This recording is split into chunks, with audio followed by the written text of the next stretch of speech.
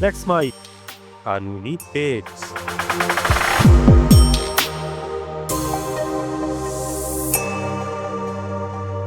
नमस्कार दोस्तों, कानूनी पेज में मैं महेश सिंह आपके साथ। आज हम कानूनी पेज में आपके लिए लेकर के आए हैं एक ऐसा विश्लेषण जो भी हाल ही में इलाहाबाद हाई कोर्ट ने दिया है अपने जजमेंट में। टॉपिक है विषय मुस्लिम पर्सनल लॉ बनाम पोक्सो एवं बाल विवाह निषेध अधिनियम। इन दोनों में क्या फ़र्क है, दोनों में कौन बड़ा है, क्या पर्सनल लॉ और जो पार्लियामेंट के द्वारा बनाए हुए जो कानून है उनमें क्या फ़र्क है, इस बारे में पूरा विश्लेषण आज हम कानूनी पेज में करेंगे। क्योंकि हाल ही में 7 जुलाई 2026 को इलाहाबाद हाई कोर्ट ने इसी मैटर पे अपना एक महत्वपूर्ण फैसला दिया है।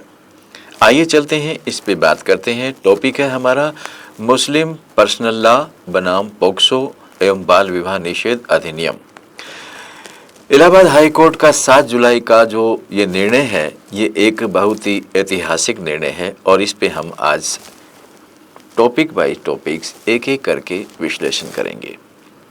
इलाहाबाद उच्च न्यायालय ने 7 जुलाई 2026 को बाल विवाह और मुस्लिम पर्सनल लॉ से जुड़े एक महत्वपूर्ण मामले में स्पष्ट किया है कि मुस्लिम पर्सनल लॉ यानी शरीयत संसद द्वारा बनाए गए बाल संरक्षण कानूनों से ऊपर नहीं हो सकता। यानी जो पर्सनल लॉ है वो पार्लियामेंट के द्वारा बनाए हुए जो कानून है उनसे ऊपर नहीं है। आगे न्यायालय ने कहा है कि prohibition of child marriage act 2006 तथा protection of child from sexual offence act 2012 सभी नागरिकों पर समान रूप से लागू होते हैं, चाहे हिंदू हो, चाहे मुस्लिम हो, चाहे सिख हो, चाहे ईसाई हो। जो भारत में रहते हैं उन पे या जिनकी भारत की नागरिकता है उन पे सभी पे समान रूप से ये लागू होंगे। यह निर्णय बाल अधिकारों, संवैधानिक मूल्यों और विधि के शासन यानी रूल ऑफ लॉ को सुदृढ़ करने वाला माना जा रहा है। आने वाले समय में भी नज़ीर बनेगा ये। अब चलते हैं कि इस मामले की पृष्ठभूमि क्या थी। मामला एक नाबालिग मुस्लिम लड़की के विवाह से संबंधित था।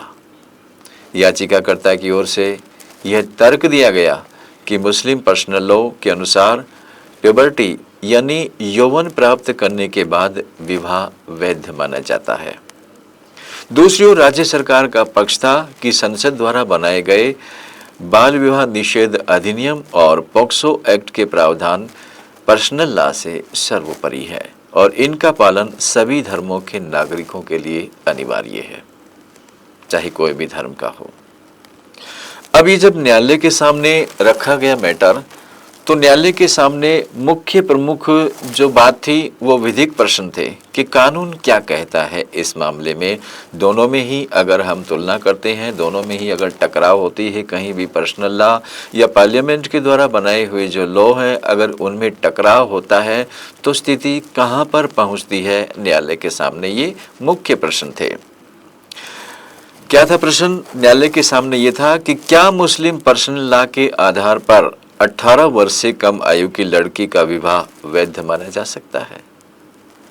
नंबर 2, क्या बाल विवाह निषेध अधिनियम और पॉक्सो जैसे केंद्रीय कानून मुस्लिम पर्सनल लॉ पर प्रभावी होंगे, क्या लागू होंगे। नेक्स्ट, यदि पर्सनल लॉ और संसदीय कानून में टकराव हो तो किसे प्राथमिकता मिलेगी। सबसे बड़ी बात यही होती है। और इन चीजों के ऊपर न्यायालय ने क्या किया, निर्णय लिया, डिसीजन लिया। डिसीजन में न्यायमूर्ति जे मुनीर और न्यायमूर्ति अचल सचदेव की खंडपीठ ने कहा कि बाल विवाह निषेध अधिनियम 2006 और पॉक्सो एक्ट 2012 सामाजिक कल्याण यानी बेनिफिशियल वेलफेयर लेजिस्लेशन के उद्देश्य से बनाए गए कानून है ये, इसलिए इनका प्रभाव सभी नागरिकों पर समान रूप से लागू होगा और कोई भी पर्सनल लॉ इसके विपरीत लागू नहीं किया जा सकता। इसका मतलब क्या हुआ कि पार्लियामेंट के द्वारा बनाए हुए जो कानून है वो पर्सनल लॉ से ऊपर हैं, सीधा ही कह दिया उन्होंने। अब बात करते हैं कि पीठ ने क्या कहा। पीठ ने कहा कि बच्चों की सुरक्षा के लिए बनाए गए संसदीय कानूनों को कोई व्यक्तिगत कानून निष्प्रभावी नहीं कर सकता है, क्योंकि न्यायालय ने इस बात पर विश्लेषण भी दिया है कि क्या कहा है कि बाल विवाह निषेध अधिनियम 2006 की जो सर्वोच्चता है उसके बारे में न्यायालय ने कहा कि बाल विवाह निषेध अधिनियम 2006 का उद्देश्य बाल विवाह जैसी सामाजिक बुराई को समाप्त करना है। अधिनियम के अनुसार क्या कहा गया है इस अधिनियम में, बाल विवाह अधिनियम में, कि लड़की की न्यूनतम विवाह आयु 18 वर्ष है और लड़के की न्यूनतम विवाह आयु 21 वर्ष है। इन प्रावधानों से किसी धर्म को छूट प्राप्त नहीं है, चाहे कोई भी धर्म हो, हिंदू हो, मुस्लिम हो, सिख हो, ईसाई हो, दोनों लड़के की उम्र और लड़की की उम्र डिसाइड की गई है। इसके आधार पर ही वो कानून लागू होगा। अगर अलावा कोई कानून लागू होता है जो इन कानूनों से मेल नहीं खाता है, पॉक्सो कानून से और बाल विवाह निषेध अधिनियम से मेल नहीं खाता है, इनकी अवहेलना करता है, तो वो कानून लागू नहीं होगा। ये इलाहाबाद हाई कोर्ट ने अपने जजमेंट में कहा। अब बात करते हैं कि जो पॉक्सो एक्ट है उसका क्या प्रभाव है। पॉक्सो एक्ट क्या है? पॉक्सो एक्ट 2012 के अनुसार 18 वर्ष से कम आयु का प्रत्येक व्यक्ति चाइल्ड है।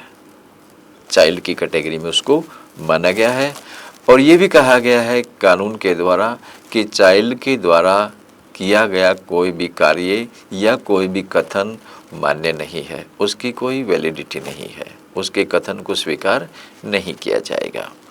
इसलिए यदि 18 वर्ष से कम आयु की लड़की के साथ यौन संबंध स्थापित किए जाते हैं तो परिस्थितियों के अनुसार पॉक्सो के प्रावधान लागू हो सकते हैं, चाहे विवाह का दावा किया जाए या नहीं।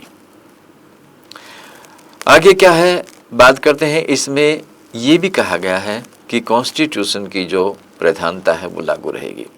न्यायालय ने यह भी माना है कि अनुच्छेद 14 आर्टिकल 14 समानता का अधिकार है। आर्टिकल 15 क्लोज 3 क्या कहता है? महिलाओं एवं बच्चों के लिए विशेष कानून बनाने की अनुमति है इस कानून को। और आर्टिकल 21 जीवन और गरिमा का अधिकार, यानी जीवन जीने का अधिकार, और वो भी कैसा अधिकार? सम्मान के साथ, क्योंकि जीवन जो है बहुत कीमती होता है और उसको रेस्पेक्टफुल जिया जाना चाहिए। ये हमारा कॉन्स्टिट्यूशन हमें फंडामेंटल राइट के रूप में प्रोवाइड करवाता है। इन संवैधानिक सिद्धांतों के अनुरूप बाल संरक्षण कानूनों की व्याख्या की जानी चाहिए, ये भी कहा गया कोर्ट के द्वारा। अब बात करते हैं कि जब कोर्ट ने ये जजमेंट दिया तो इसकी क्या इम्पोर्टेंस है, क्या महत्व निकलता है इसके बारे में। यह निर्णय स्पष्ट करता है कि व्यक्तिगत कानून यानी पर्सनल लॉ संसदीय कानून से ऊपर नहीं है। कोई भी पर्सनल लॉ जो है वो स्टैट्यूटरी लॉ से ऊपर नहीं है, क्योंकि जो स्टैट्यूटरी लॉ होता है वो संसद के द्वारा बनाया जाता है और वो पूरे भारत के नागरिकों पर लागू होता है। बाल विवाह के मामलों में धार्मिक प्रथाओं का सहारा लेकर कानून से बचा नहीं जा सकता। बिल्कुल सही कहा है कि कानून जो है अपना काम करेगा और इसमें धार्मिक प्रथाओं का सहारा नहीं लिया जा सकता, क्योंकि बच्चे की या व्यक्ति की खुद एक अलग लाइफ होती है और उसमें क्या होता है क्या नहीं ये कानून डिसाइड करेगा, धर्म के कानून डिसाइड नहीं करेंगे। बच्चों की सुरक्षा सर्वोच्च सार्वजनिक हित का विषय है, ये कानून ने माना है। अब हम बात करते हैं, ये फैसला भारतीय व्यवस्था में rule of law, child protection और कॉन्स्टिट्यूशनल सुपरमेसी के सिद्धांतों को मजबूत करता है। इलाहाबाद उच्च न्यायालय ने स्पष्ट संदेश दिया कि बाल अधिकारों की रक्षा किसी भी धार्मिक या व्यक्तिगत कानून से अधिक महत्वपूर्ण है। व्यक्तिगत कानून की कितनी इम्पोर्टेंस नहीं है जितनी कि स्टैट्यूटरी लॉ की इम्पोर्टेंस है।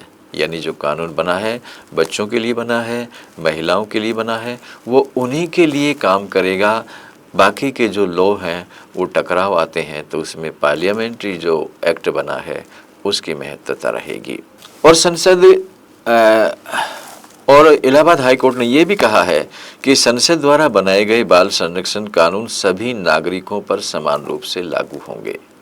यह निर्णय भविष्य में बाल विवाह और पॉक्सो से जुड़े मामलों में एक महत्वपूर्ण न्यायिक मिसाल के रूप में पेश किया जा सकता है, यानी एक नज़ीर बन गई है। दोस्तों, आज हमने बात की है मुस्लिम पर्सनल लॉ बनाम पॉक्सो एवं बाल विवाह निषेध अधिनियम के बारे में कि दोनों में टकराव हो तो कौन सा जो नियम है, कौन सा जो कानून है वो लागू होगा। और इसमें हमने देखा कि 7 जुलाई 2026 जो हाल ही के अंतर्गत इलाहाबाद हाई कोर्ट के द्वारा जजमेंट दिया गया है, उसमें साफ कहा गया है कि पर्सनल लॉ जो होते हैं उसकी कोई इम्पोर्टेंस इतनी नहीं है जो स्टैट्यूटरी लॉ से अगर टकराव खाते हैं। तो ये बहुत ही एक महत्वपूर्ण फैसला अभी हाई कोर्ट के द्वारा दिया गया है, इलाहाबाद के द्वारा। इसमें आज हमने यही देखा कि दोनों में टकराव होता है, तो समय समय पर बहुत से हाई कोर्ट के द्वारा या सुप्रीम कोर्ट के द्वारा ऐसे डिसीजंस हमारे नागरिकों के लिए देश के अंतर्गत दिए जाते हैं जो नज़ीर बनते हैं। और नज़ीर बनने के साथ साथ समय समय पे इस तरह से ये देखने में आया है कि एक तरह से कानून की व्याख्या हो जाती है, यानी एक्सप्लेनेशन पूरा का पूरा कानून का जो वर्णन है वो न्यायपालिकाओं के द्वारा अलग अलग तरीके से किया जाता है, कभी सर्वोच्च न्यायालय के द्वारा, कभी हाई कोर्ट के द्वारा। तो ये जो डिसीजंस होते हैं ये आने वाले समय में एक नज़ीर बनते हैं और नज़ीर बन के कानून को एक मजबूती प्रदान करते हैं। तो दोस्तों, आज हमने देखा कि किस तरह से जो स्टैट्यूटरी लॉ है वो बहुत ही महत्वपूर्ण है, वो पर्सनल लॉ के ऊपर है, उससे ऊपर कोई लॉ नहीं है। आज के कानूनी पेज में दोस्तों आज इतना ही। अगले अंक में फिर मुलाकात करेंगे, तब तक के लिए नमस्कार। आप सुन रहे थे let's mind more than radio. Follow कीजिए हमें हमारे सोशल मीडिया प्लेटफॉर्म्स पर।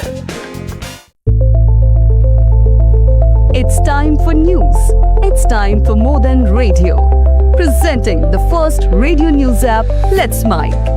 Let's Mic, a news-based app on your phone where you get to watch and listen news, talk shows, interviews, radio show podcasts. On Let's Mic, you get all relevant information of TV, print, radio, podcast, and digital. Let's Mic talks about every segment of life.